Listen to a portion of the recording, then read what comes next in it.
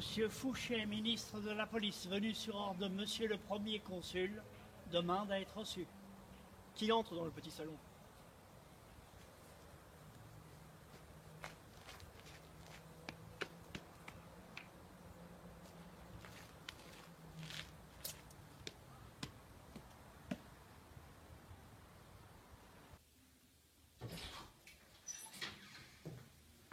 Monsieur le ministre de la Police. Monsieur le Premier Consul. Fouché, tenez, asseyez-vous là.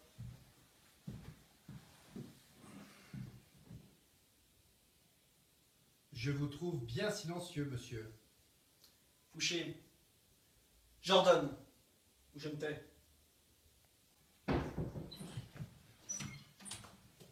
Monsieur le Consul Cambacérès.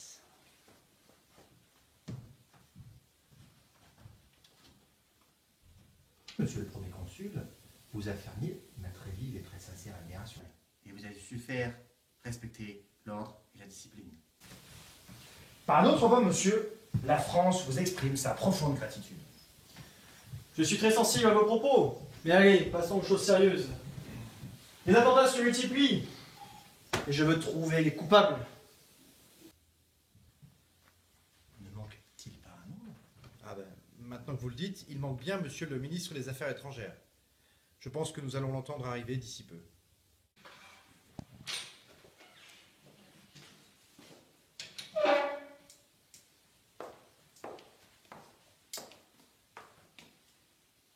Je crois avoir annoncé tout le monde, sauf Monsieur le ministre des Affaires étrangères. En effet, Monsieur le Talleyrand n'est pas encore arrivé. Monsieur, vous qui l'avez rencontré, comment est-il? Il s'agit d'un véritable diable, ni plus ni moins. Avec ce qu'il a fait? Mais que voulez-vous dire? Bien que noble et ayant servi Louis XV, il a rallié la République. La trahison? En étant président de l'Assemblée nationale? Puis ministre des Affaires étrangères sous le Directoire. Il est resté sous le consulat. Et il est évêque? Et il adore les femmes, à la folie. Et il est vieux et il est laid. Et j'oubliais de vous dire, il est boiteux. Quel personnage! Cela a au moins l'avantage que l'on peut l'entendre de loin. Oh,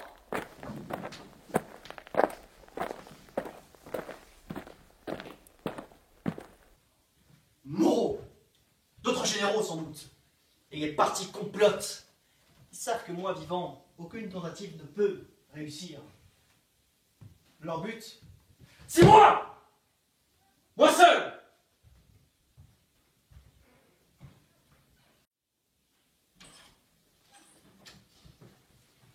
Monsieur le ministre des Affaires étrangères, Charles Maurice de Talleyrand, Périgord.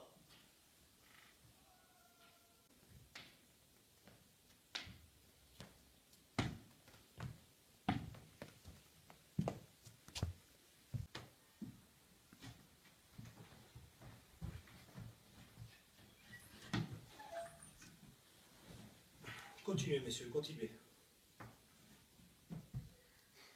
Monsieur le Premier Consul, j'ai pour preuve qu'il s'agit de complots royalistes. Fouché! Si je vous ai remis dans vos fonctions de ministre de la Police, c'est parce que l'ordre doit y être rétabli. Vous n'avez pas à avoir une opinion qui est différente de la mienne. Si mes modestes paroles et mes conseils veulent bien être entendus par Monsieur le Premier Consul, les Anglais viennent de décréter la levée en masse de tous les hommes de 17 à 55 ans. Je peux également vous dire qu'un certain comte d'Artois, accompagné du général Pichegru et Dumouriez, ont revu les troupes anglaises. Vous pensez que les Anglais veulent à nouveau la guerre? Diable! La paix d'Amiens ne suffira pas! Devons-nous avertir la presse? Sûrement pas. Ça relancerait l'anarchie. Pas de liberté de presse. Il ne laisse aucun doute que les Anglais paient des assassins. Un serviteur de Dumouriez du nom de Cadoudal a été intercepté. Et qu'a-t-il dit? Rien, il ne dira rien. Vous pouvez me croire sur un point. La présence des Bourbons en Angleterre n'a rien d'anodin. Depuis la rue Saint-Nicaise, Les complots royalistes se sont multipliés, au point qu'on ne les enregistre plus. Et bien sûr, ces complots ont pour but d'asseoir sur le trône un prince de la famille Bourbon. Louis XVIII? Il est trop impotent et engraissé de mangeaille pour tenter quelconque coup d'État. Mais que diriez-vous du duc d'Enghien? Le cousin de Louis XVI? J'ai un rapport qui stipule que le duc était chez lui le 4 mars. Il était accompagné d'un espion du général Dumouriez. En effet, il a migré au duché d'Ettenheim. Ce n'est qu'à quelques heures de la frontière française. Comment? Vous ne me dites point que le duc est à 4 lieues seulement de la frontière, organisant des complots militaires. Suis-je donc un chien que l'on peut abattre, assommer, tant que mes ennemis sont des êtres sacrés?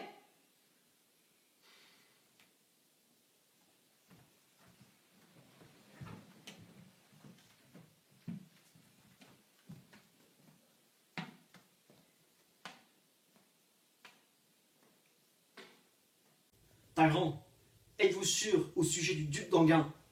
Eh bien, il est jeune, et il a assez de fougue et de panache pour séduire la noblesse. De plus, cela serait une sainte croisade pour lui.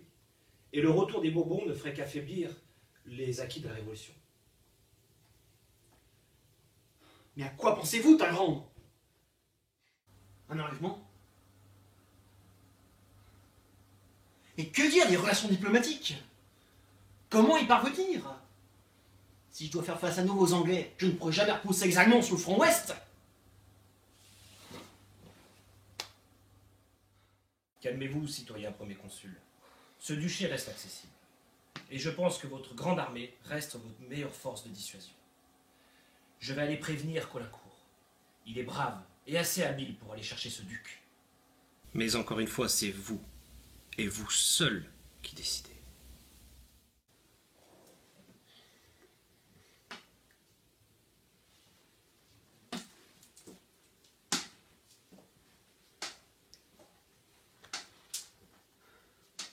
Talleyrand, nous n'allons tout de même pas guillotiner. Si la justice oblige de punir rigoureusement, la politique de punir sans exception, monsieur.